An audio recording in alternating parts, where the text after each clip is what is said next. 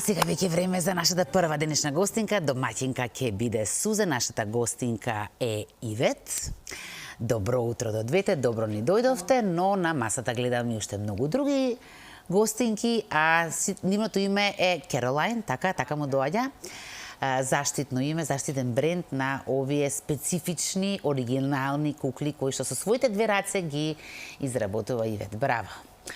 Браво и Сузе за гостинката што ни донесе. Ајде, повелете. Ни требаше, ти благодарам искрено, требаше на вистина нека ваква преубава содржина, барем на миг да не одвлече од се она што се случува во земјата и во светот, а овие преубави рачно изработени меки кукли се дело на Ивет Царо Илјази. Добро утро. Добро утро, Ивет.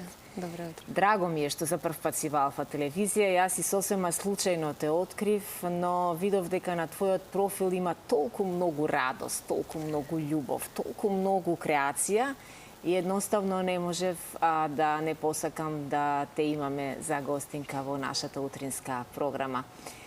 Ти си креатор на овие кукли. Така. И речи си да нема две исти до сега изработено во изминативе 5 години. Како се роди идејата? Идејата се роди реално, како и веројатно секоја, така да речам, добра идеја од здодавност. Значи, јас бив на породилно отсуство. Детето ми беше веќе некои 6 месеци, дојдов во една фаза каде што веќе воспоставивме ред и мене ми требаше еден креативен аутлет. Си ја бараше белјата. Си ја барав, ето така. Си ја барав белјата и спонтано се случи. Од секогаш сакав да шијам, сум знаела да сошијам нешто за себе, најаматирски. Меѓутоа,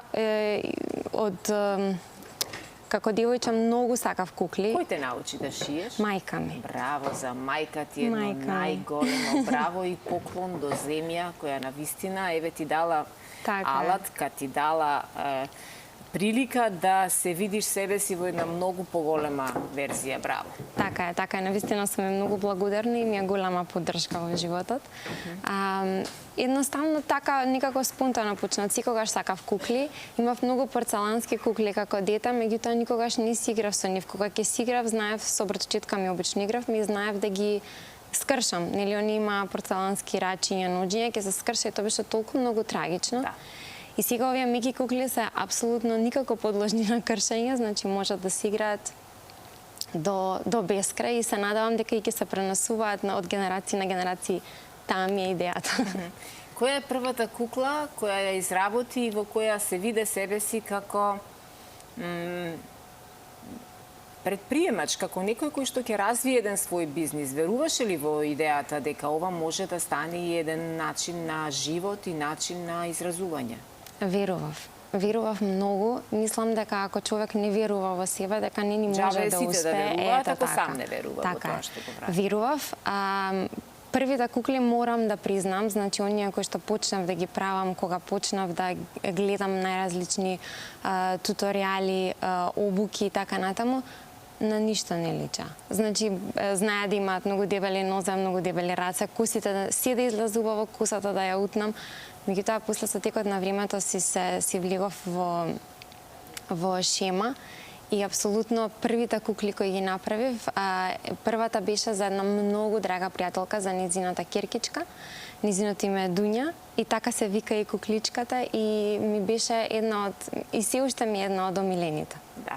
Всушност, поентата со овие персонализирани, меки и рачно изработени кукли е дека секоја кукла може да го има своето име, поточно името на оное девојче за кое треба да се подари. Така е, така. Кои се најспецифичните идеи и желби и барања на твоите клиентки? На почетокот почнавме со персонализација само со букви. Меѓутоа, после, ета така, од клиентка добив идеја дали може целото име да биде навиздано. И за мене секоја нова желба и предизвик плюс. Ете така, е предизвик плюс. Така што така некако и тоа почна спонтано и куклите си добија уште една поголема длабочина. Прекрасно, навистина. Ние имаме и фотографии, ако во моментов ги гледате куклите во живо, јас не ни можам да издржам вака да не ги земам, да ги видиме вака. Прилика се големина од некои си 35 сантиметри, но гледам дека секоја една е толку различна и во косата, и во деталите кои што ги има во косата, и во облеката, и во се останато. За колку време сега, после 5 години работа вредна и посветена, за колку време изработуваш една кукла? Сега, после многу направени кукли, можам за некои 3 часа, например, да ја завршам целосно. Ама без прекин. Без Така, прекини. седнуваш и работиш 3 часа, не мрдаш. Работам без прекин, така е. Предходно ми беше потребен ден и пол, затоа што имав нели мало дете дома. Еве ги гледаме инсертите кои што ти ми ги испрати. Да. Така е. И со мало дете дома тоа навистина траеше многу подолго, освен тоа и немав толку искуство, нели? А сега веќе е многу поинаку. Сега веќе навистина за 3 часа можам да направам кукла, особено ако не е некоја целосно нова, што ја креирам од почеток.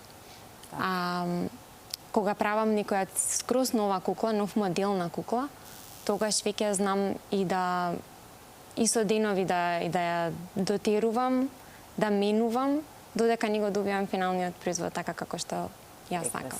Какви материјали користиш, Ивет?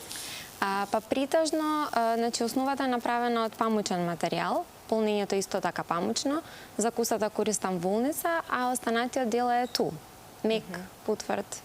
Така да тоа се материјали со кои што работам. Често пати знам да додадам некои цвитчиња, бисерчиња и така натаму, меѓутоа морам да напоменам на клиентите секогаш дека бисерите не се наменати за дечиња под 3 години. Така. Тоа ми е многу важно. Така. Има ли невозможна желба која не може да се изведе со овој принцип на кој ти работиш? Верувам дека има многу барања и многу желби на клиентите. Претежно жени ти работиш исклучиво веројатно само со жени, а ние жените крај немаме. Ние со желбите и побарувањата знаеме навистина да бидеме понекогаш и комплицирани. Така е, меѓутоа морам да ги пофалам сите клиенти до сега кои што сум ги имала, затоа што без разлика, значи желбите им била во границите на нормала, нели? Најчесто тоа е може ли да ти испратам фотографија па да личи куклата на девојчето, што за мене е огромен предизвик и секогаш со задоволство го прифаќам.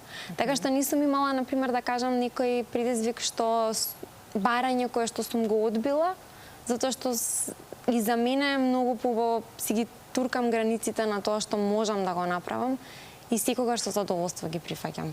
Реално. Браво, Ивет.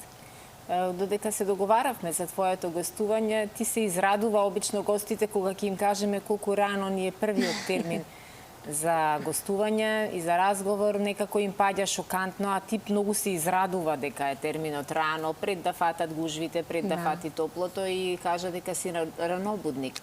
Како изгледа еден твој ден? Како ги усогласуваш сите барања? Еве, мајка си на мало дете, сопруга си, успеваше ви ателјето кое веќе е во функција во центарот на градот спроти соборниот храм да го следиш и сама да го менаџираш твоето време. Како изгледа денот на станувам навистина рано.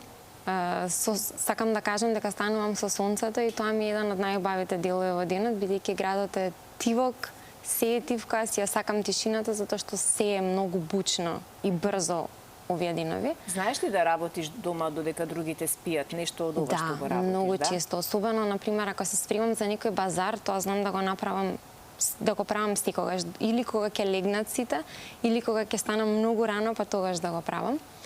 А понатаму, откако ќе се оставиме градинки и така натаму, одам во ателје и тука веќе ми е моето катче, моите неколку часа каде што можам да си работам, или нормално работам, зависно колку нарачки има, дали работам на нешто ново и така натаму. Откако ќе го земам детето и поручакот, знам повторно да ескивирам. Ако со татко му се зафатени, бидејќи јас имам машко детенце, они сега се веќе во таа фаза кога си се тандем. Јас знам да ескивирам пак и одам пак до студио на некој час, ама имаат и многу разбирање, знаат колку многу си ја сакам работата, така што не е никаков проблем. Так, одлично. Кажа дека 3 часа се доволни сега веќе во твојата напредна фаза во која што ти ги изработуваш. Кој ти ги прави предходните подготовки за ова ти да почнеш да го работиш, треба веќе да имаш подготвени делови за или се шиеш во тие 3 часа? Целата облека ја шиеш или предходно таа треба да ти е веќе сошиена? се правам во тие 3 часа. Со тоа што, значи, како што кажав, на почетокот ми беше потребно многу повеќе време, а сега сум многу побрза. Уиграна си. Многу сум поуиграна, да. Така што на некоите така технички работи, како подготовка на телото, на раце, на нозе, не губам време, не губам непотребно време, тоа си го правам многу лесно. На почетокот не беше така, морам да признам дека имав многу помош од сестрите, тие знаеа да ми помогнат во така некоја, кога ќе го слушам телото па да се наполни некоја таква техничка работа, например, знаеа да ми помогнат, бидејќи бев многу побавна. Дури знаеше да се случи да ја направам готова куклата, да ја завршам и во везење на косата да се случи некоја утка и да треба скроз од почеток да ја почнам, значи се случувало и тоа. Сега не. Сега веќе не, нели, затоа што веќе имам фатано ред. Така што да, во тие 3 часа е целата подготовка, особено ако е некоја кукла што веќе сум ја, значи нешто што веќе сум го правела. А ако правам нешто ново, има и денови кога толку многу не ми оди да едноставно побаво е да се дистанцирам, па пак да се вратам. Да, во тие денови веројатно човек навистина треба малку да се смири, да се одмори, затоа што ниту пак енергијата, ниту кондицијата не ни е секогаш иста. Колку важно време е да пред да им е потребна куклата на оние кои ја нарачуваат, да ти дадат простор, бидејќи ти ако имаш веќе од вчера, од пинатата недела нарачки кои се уште ги работиш, ти не можеш за 3 часа од моментот кога ти ја нарачуваат. Колку денови е битно порано претходно да ти ја нарачаат? Јас секогаш им кажувам на клиентите 5 до 7 работни дена. Од причина што најчесто се испраќаат по пошта. Мислам со брза пратка. Се што може да се случи, да задоцнам јас, да задоцни пратката. Не би сакала да се случи некоја непријатност и заради тоа го давам тој временски рок.